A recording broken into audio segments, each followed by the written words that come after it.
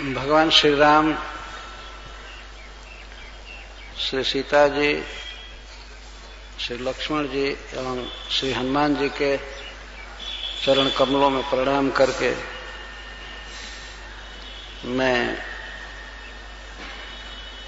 उनकी गाथा जो पूर्व से ही रामायण में कही गई है कहने का प्रयास कर रहा हूं। वैसे हरि अनंत, हरि कथा अनंता,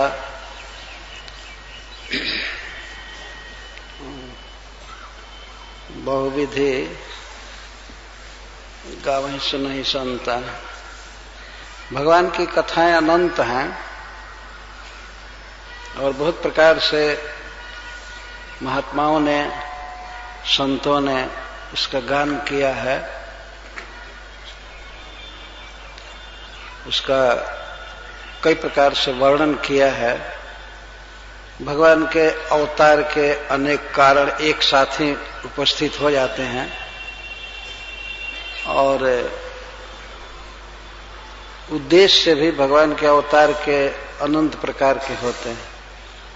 इस जगत में श्री भगवान का अपने धाम से आना समस्त जीवों के लिए हित के लिए होता है और श्री भगवान ने स्वयं ही भगवत गीता में कहा है कि जब जब धर्म की ग्लानि होती है और धर्म का उत्थान होता है तब तब मैं अपने को प्रकट करता हूं। ये बानर कुछ बोलता नहीं है, चुपचाप घूमता है, आप लोग डरिए मत। संस्कृत में इसको कपि कहते हैं। कपि का अर्थ होता है कंपयति इति कपि, जो कंपा दे उसको कपि कहते हैं। एक बार देखने के पर जी कांप जाता है। उनको लगता है हनुमान जी का आवेश इसमें रहता होगा तो भगवान का कीर्तन, भगवान की कथा सुनता रहता होगा। तो भगवान ने कहते हैं कि जब जब अधर्म बढ़ता है, धर्म की हानि होती है, तब तब मैं अपने को प्रकट करता हूं। तो यहां पर इस प्राकृतिक जगत में भगवान का अपने धाम से आना सबके हित के लिए होता है।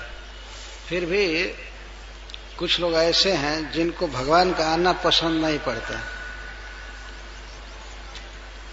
लोग तैयारी करते हैं कि भगवान न आने पावे यहाँ। जैसे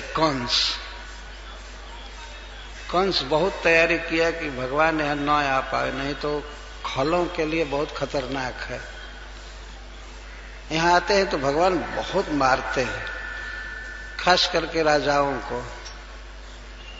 जो बदमाश राजा होते हैं उनका वो वध करते हैं या करा देते हैं, बहुत सुंदर राज्य की स्थापना करते हैं। भगवान श्री राम तो कुछ देर के बाद वध करना चालू किए। भगवान श्री कृष्ण 6 दिन के थे, उसी दिन से चालू कर दिए। पूतना का वध किया उन्होंने।